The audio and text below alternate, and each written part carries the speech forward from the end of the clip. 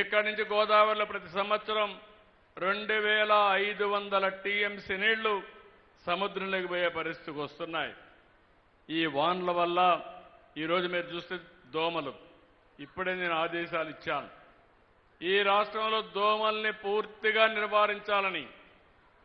మీకు దోమల ద్వారా మలేరియా వస్తుంది, డెంగ్యూ వస్తుంది, చికెన్ గున్యా వస్తుంది, కొంతమందికి అయితే ప్లేట్లెట్లు పడిపోతాయి, లక్షల రూపాయలు ఖర్చు పెట్టే పరిస్థితి వస్తూ ఉంది, బలహీనం అయిపోతున్నారు. అందుకే ఈరోజు డ్రోన్స్ కూడా ఉపయోగించి ఎక్కడికక్కడ ఈ మస్కిటోని పూర్తిగా నిర్మూలించే కార్యక్రమానికి కూడా శ్రీకారం చుట్టాం. మామూలుగా మనం ఒకప్పుడు ఫాగింగ్ ఇచ్చేవాళ్ళం, యాంటీ లారల్ ఆపరేషన్లు చేసేవాళ్ళం. ఇవన్నీ కూడా గడిచిన ప్రభుత్వం మొత్తం పడకేసింది. ప్రజారోగ్యం పైన చేతకన్నేశారు, చాలా ఇబ్బందులు వచ్చాయి. ఇవన్నీ కూడా ఈరోజు మీరు చూస్తే మళ్ళీ సెటరైట్ చేసే పరిస్థితికి వచ్చాం. నేను 14-19లో దోమల పైన యుద్ధం అన్నాను. యుద్ధం అంటే నన్ను ఎగతాళి చేశారు. అంటే ఇప్పుడు కాదు, నేను ముఖ్యమంత్రి అయినప్పటి నుంచి మొదటి నుంచి మీరు చూస్తే ప్రభుత్వం యొక్క అసమర్థత వల్ల, ప్రభుత్వాల అసమర్థత వల్ల అంటువ్యాధులు వస్తున్నాయి. నీళ్లు సరిగా ఇవ్వకపోతే ఆ నీళ్లలో మురికి నీళ్లు కలిసిపోయి ఓసారి బోర్లో వచ్చే నీళ్లన్నీ కూడా కంటామినేషన్ అయిపోయి అనేక అంటువ్యాధులు వస్తున్నాయి. జీఈ కానీ ఇలాంటి రోగాలు వచ్చే పరిస్థితి వస్తుంది. దోమల వల్ల నేను ఇప్పుడే చెప్పాను ఎలాంటి ఖర్చులు ఏమైనా సమస్యలు వస్తాయని. నేను ఈరోజు స్వర్ణాంధ్రప్రదేశ్లో ఒక మాట చెప్పాను, అన్నింటికంటే ఆరోగ్యం ముఖ్యం. ఆరోగ్యం ఉన్నప్పుడు మీకు ఇబ్బందులు కనపడవు, అనారోగ్యం వచ్చినప్పుడే ఇబ్బందులు కనపడొస్తాయి. ఒక క్యాన్సర్ వస్తే ఆ కుటుంబం చితికిపోతుంది. ఒక అనారోగ్య సమస్య వస్తే మీరు కాదు బాధపడేది, మీ ఇంట్లో అందరూ బాధపడతారు. మిమ్మల్ని హాస్పిటల్ తీసుకెళ్ళాలి, మళ్ళీ తీసుకురావాలి. ఓసారి క్యాన్సర్ లాంటి వ్యాధులు వస్తే లక్షల రూపాయలు కొన్ని ఇటీవల కాలంలో చూస్తా ఉంటే నాకే ఆశ్చర్యం వేస్తుంది. ఒక్కొక్క వ్యాక్సిన్ 20 కోట్లు 30 కోట్లు. మనిషిని బ్రతికించుకోవాలి, 30 కోట్లు కావాలి. పేదవాళ్లకు దిక్కు లేదు.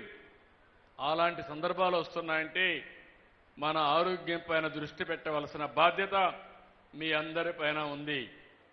అందుకే ఈ ప్రభుత్వం చాలా స్పష్టంగా ఉన్నాం. పేదవాడి ఆరోగ్యం కోసం ఏం చేయాలనో చేస్తాం. రాబోయే ఇప్పుడే చినరాజప్ప గారు చెప్పారు, ఇక్కడ ఒక 100 పడకల ఆసుపత్రి అవసరమని. ప్రభుత్వం కొత్త పాలసీ తీసుకొస్తున్నాం.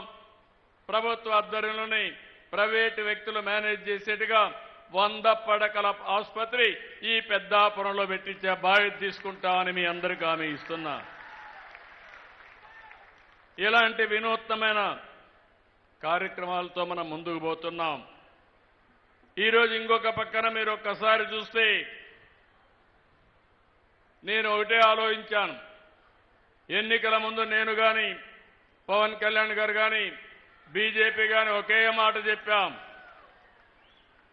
మాకు సంపద సృష్టించడం తెలుసు, ఆదాయాన్ని పెంచడం తెలుసు.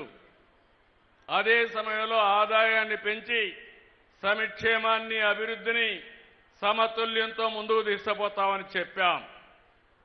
ఎప్పుడు కూడా మీరు ఒక్క విషయం గుర్తుపెట్టుకోవాలి, అప్పులు చేసి సంక్షేమ కార్యక్రమాలు ఇస్తే లేకుంటే దోపిడీ విధానాలు చేస్తే ఆ వ్యవస్థ దీర్ఘకాలం మనుగడ సాధించలేదు.